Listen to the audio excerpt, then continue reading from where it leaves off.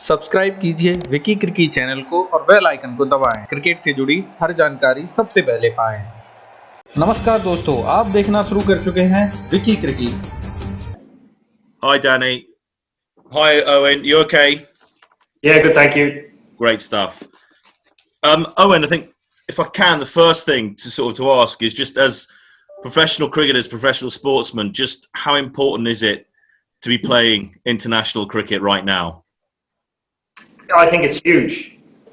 I mentioned it during the summer. I think as a sportsman or even an international sportsman or sports person, there are very few times that you play sport or contribute to things when people actually really need it.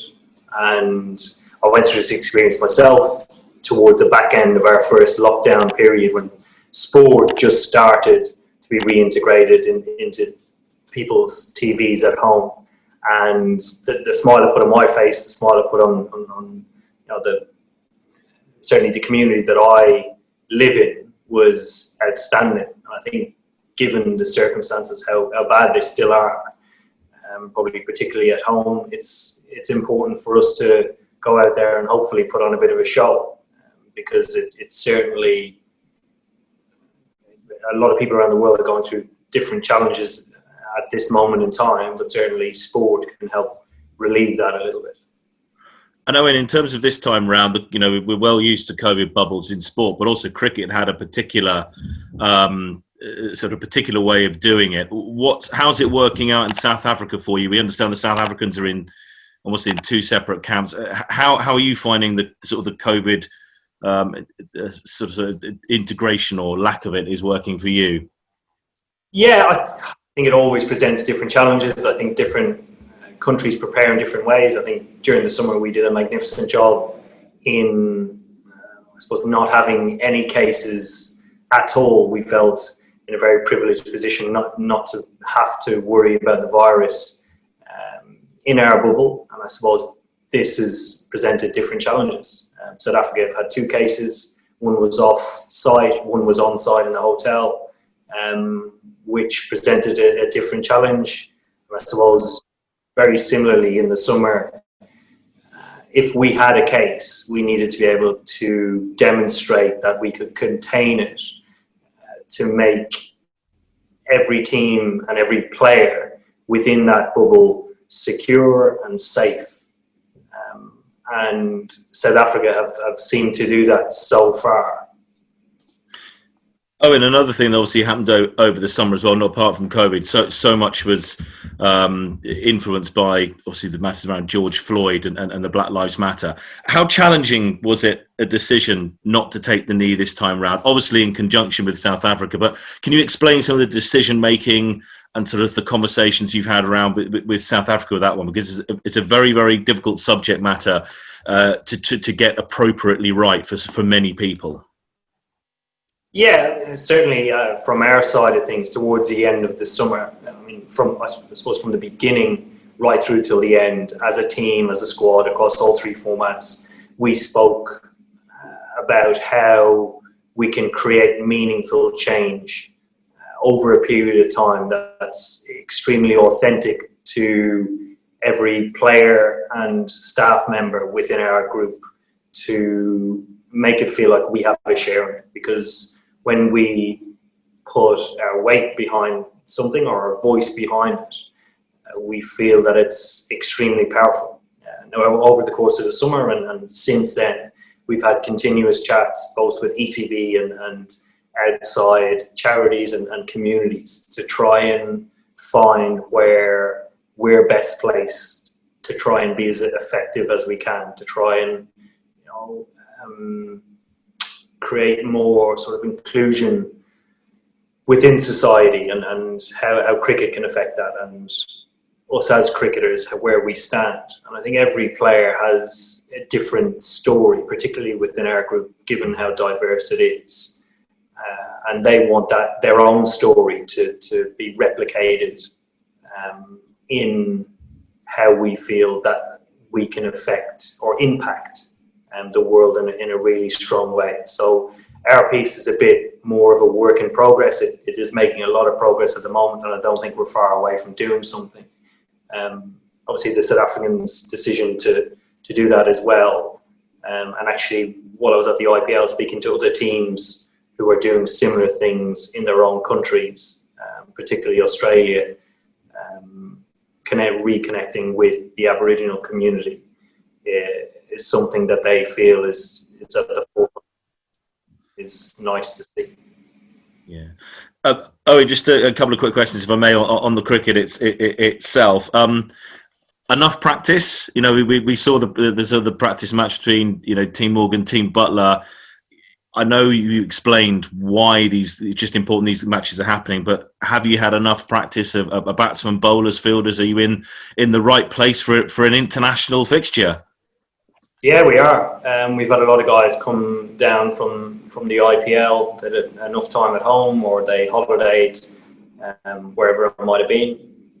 So guys feel both rested and ready to go, but also guys who have had a prolonged rest are also very keen to get going. So I think given that stuff, I know we're back. No, you're back. Yeah. Given that white ball series, the preparation is always quite short and sharp. We feel as if we've been best placed, really. We've enough players here to play an extremely competitive 2 warm-up games, where on paper the sides are extremely strong. But I think guys are best prepared as they could be. Just a final question for me, just in terms of the strength of the South African. We know the confidence you have in your ability and your players' abilities. Just in terms of the test you expect from South Africa, you know, what do you expect from the series? You know, both T20 and the ODI. Yeah, I think extremely competitive series. It's not that long ago since we were down here and again drawing the ODI series and just narrowly winning the T20 series. I think everything points towards an extremely competitive, well-fought series. Owen, thanks for your time. Thanks, Karen. My Wi-Fi's gone down, but I'm going to hand over to Dean Wilson to ask the next question. I think it's working. Is it all still coming through okay?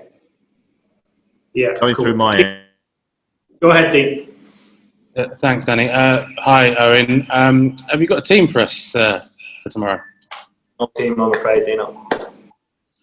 What's the delay on that? What are you mulling over before the game? What's the choices you've got to make?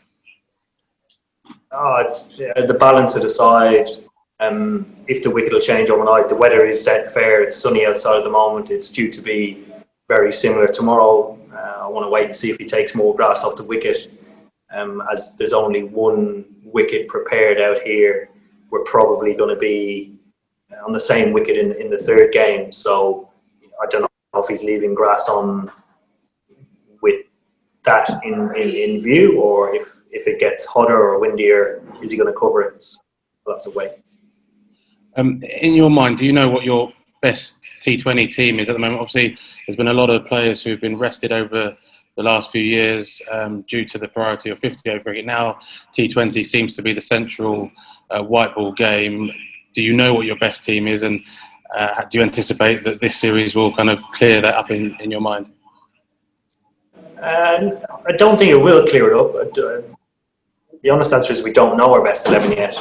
There are probably 7-8 guys who are pretty strong candidates to be in our playing 11. But I think the strength of the squad that we've selected, the reserves that we have here, and given it's the first time in a long time we've had our full strength available side for selection, it makes it really exciting. Ben was missing in the summer, but I think playing against Australia, given the side that we did, was very strong. But Ben obviously adds a huge amount to that as well. But no is the answer. I don't know our best 11. And just a final one for me. You said that you want to put on a show, that it's important for sport on TV to do that. Are you pretty excited about the number of entertainers that you've got in your team? Yeah. Training here the last couple of days has been very exciting, but also very dangerous. I mean, you look down the order of potential 11s that we could put out, and sometimes all 11 can hit sixes, sometimes it's only the top 10, but you look at the batting order, very, very exciting. Thank you. Okay, we'll go with Jonathan Agnew, please. Thank you. Morning, Eoin, and morning, everybody. Hope you're all fit and well. Eoin, just one. We're obviously very excited now about the vaccine and so on. Is there? Have you got in your mind this could be the last of these? I mean, no one's too sure about what the fixtures might be over the coming weeks and months, but could this be the last time, do you think, that you do have to actually go through this bubbling and no crowds and so on? And if so, what do you think about that? No, I don't think it is. I don't think it is. And given obviously the news about the vaccine, it's going to be a considerable amount of time before actually the people who need it get it, and then actually, you know, there are certain circumstances which determine whether you actually need it or not. Just because it's available to you doesn't necessarily mean that you should have it or take it. And I think we're in that position. I think we're well down the pecking order of people that should be prioritised, or certainly within the first 6 months be looked at in getting it. So I don't see this changing, certainly before the start of our summer, but potentially for our summer. Okay, thanks. Good luck. Good luck tomorrow. Thanks, Agus. Thanks. Okay, John Etheridge. Morning, Eoin. Hi. You said that practice sessions are quite dangerous. Can you explain why that is? Is it because balls are just flying everywhere?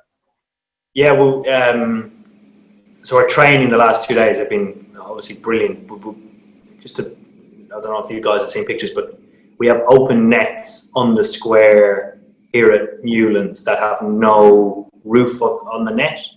So guys are trying to hit it into the stand pretty much every second ball. And the nets have been pointed towards the changing room and the dugout where a lot of our stuff is. So it's been dangerous. Are the guys warned to sort of keep their eyes open pretty much all the time? All the time. Absolutely all the time. And whose job is it to go and get the balls? I think we guys just take turns. If you come out of the net, normally guys stand at the end of the boundary to pick them up. Some of the support staff, if they're not doing anything, help out. But I think everybody does. Yeah, and just on the sort of the power and skill in the batting unit, Jason Roy yesterday described it as frightening. Is that one of your trickiest decisions, really? How to fit all the guys in, or as many of the guys in as possible, and in what order as well? I think to start with, you need to try and figure out what your best 6 or 7 batsmen are, and then the challenge within that is getting them in roles where that best suits them and best suits the team, but also gives you the best chance of winning the game. So those are the challenges. Would it be Joss and Jason who are open tomorrow, for example? Yeah, that's a possibility. Okay, we're going to go with Rory, and then we'll take a couple more, Ali Martin, after that. Hi, Eoin. Jofra has only played 4 T20s for England because of the various, needing rest and stuff for other formats. But clearly, it's the format that he's had the most experience in his career. And if we look at the IPL winning the MVP award, it's a format that he's really got his game together on that. I just wonder how exciting for you now, knowing over the next year in T20 cricket, you're going to probably have Jofra, and how much that improves your T20 team. Yeah, I mean, he's one of the best in the world. He's just coming back off the MVP in the IPL, so he's incredible to have around. I don't think we'll have him that often in between now and the World Cup. I think certainly one of the series that are going to be more relevant to have as close to full strength as possible is going to be India, if it is in India. Obviously trying to replicate the World Cup, but the challenge of him trying to commit to all, even if you said play all of the tests and all of the T20s, I think that's too much of a challenge for guys playing all 3 formats at the moment, given that we don't know circumstances around getting in and out of bubbles or getting home or getting family on tour with you. It just creates a different challenge. So one of our challenges is just trying to get him into a headspace where he's enjoying his cricket while he's with us, and trying to make the most of the opportunity while he's with us. Okay, we'll go with Ali and then we'll finish with Will McPherson. Hi, Owen. Good to see you. I'm just wondering, is one of the decisions you've got to make around the number 7 position? And I guess coming into that would be Sam Curran or Moeen Ali. How much of a factor is past success, which Moeen has, or future challenges such as the World T20 in India, where you might need the extra spinner? But then how much of it is down to form, which probably Sam probably has the edge on here, and possibly conditions as well, if there is grass left on the wicket? Yeah, I think all of the above, Ali. I think we're playing what we think is our best 11 to beat South Africa here and now. I also think looking ahead to the World Cup, we will need the option of 2 spinners, but also if we have the luxury of 2 all-rounders in a side in Ben and Sam, that's huge. I think coming off the back of the IPL, Sam has certainly grown in confidence, probably even more so with the bat than the ball. But he was certainly thrown in all sorts of circumstances and had all sorts of challenges, but came out the other side glowing, which is great and obviously very difficult to do in a side that really didn't compete at all over there. So he's grown a huge amount in confidence, but certainly when it comes to selection, we'll be selected based on who we think is best to win this. Thanks. And Will McPherson. Hi, Owen. In terms of lessons learnt from the 2015 to 19 ODI project, this is obviously a shorter period, but how important do you think sort of a winning habit is building up towards a big tournament, or is it at this stage a little bit about just learning? If you don't win this series, but you do learn sort of about certain positions and get closer to learning your best side, is that equally important? How do you see that balance? Yeah, I actually think I'd probably say it's more important. I think winning at the moment, it would be great, but for us, given the luxury in players that we have at our disposal, it's more important that we get their roles right and they feel comfortable within that. Because I think if we manage to solve that problem, the results will look after itself. So the process of going through what's best for our team and best for our players to try and beat the opposition is extremely important. दोस्तों, अगर आपको ये मेरा video पसंद आया हो तो मुझे सपोर्ट करने के लिए मेरे चैनल को सब्सक्राइब करिए, वीडियो को लाइक करिए और अपने क्रिकेट प्रेमी दोस्तों को इस वीडियो को शेयर कीजिए। धन्यवाद।